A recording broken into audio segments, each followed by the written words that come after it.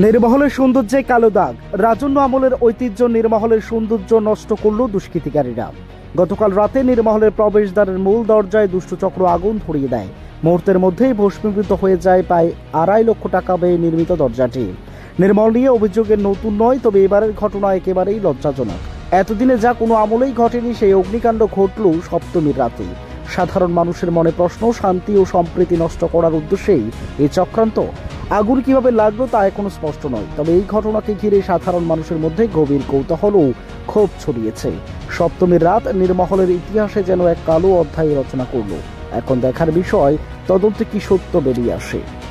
Report, Tripura TV. নৌকা ঘাটে লাগাইছি, ঘাটে লাগানোর পরে চাই দেখি গেটের মধ্যে এবং কালো দাগ।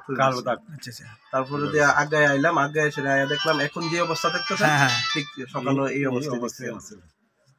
কি মানে কোথায় থেকে কিভাবে হতে পারে বা কি বিষয়টা আপনার কিছু জানা আছে নি? এই ব্যাপারে কোনো আইডিয়া নাই। আচ্ছা, ঠিক আছে। আপনার নামটা? হিমাংশু নাম। আপনি কি র্যাঙ্কে আছেন এখানে? আমি এখানে ক্লিনিং এর কাজ করি, সুইপিং এর।